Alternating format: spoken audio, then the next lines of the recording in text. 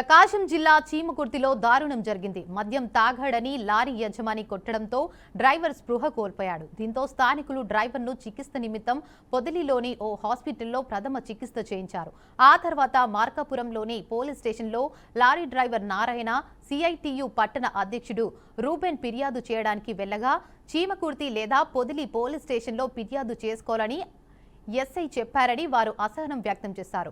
Case తీసుకోవడం లేదని పట్టణ ఎస్ఐ సైదుబాబుపై ఆగ్రహం వ్యక్తం చేసిన రూబెన్ను విధులకు ఆటంకం కలగజేశారంటూ అదుపులోకి తీసుకున్నారు.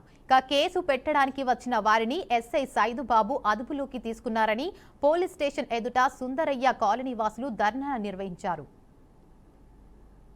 100% ఎవరు వచ్చినా కానీ మేము ఇస్తాము, ఎవరు బాధితులు వచ్చినా ఇస్తాము. మేము పోలీస్ స్టేషన్లో ఉండి మేము పోలీస్ స్టేషన్ ఉద్యోగం చేస్తుంటే మా మీద దౌర్జన్యానికి వస్తే మేము అప్పుడు కూడా కూర్చొని ఉంటే సీసీ కెమెరా ఉంది,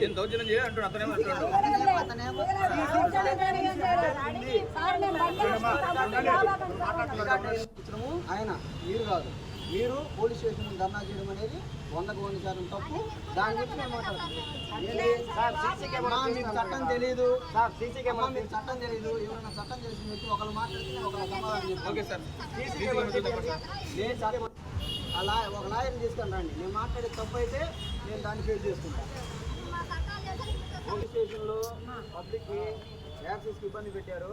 నేను దీని మీద కూడా ఒక ఎఫ్ఐఆర్ చేస్తాను. సస్పెండ్ చేయాలి ఎస్ఐని వెంటనే, విడుదల చేయాలి రూబెన్ వెంటనే, విడుదల చేయాలి రూబెన్ వెంటనే, విడుదల చేయాలి రూబెన్ వెంటనే, చేయాలి రూబెన్ వెంటనే, విడుదల చేయాలి రూబెన్ వెంటనే, విడుదల చేయాలి రూబెన్ వెంటనే, సస్పెండ్ చేయాలి ఎస్ఐని వెంటనే, విడుదల చేయాలి రూబెన్ వెంటనే, విడుదల చేయాలి రూబెన్ వెంటనే, విడుదల చేయాలి రూబెన్ వెంటనే, సస్పెండ్ చేయాలి ఎస్ఐని వెంటనే.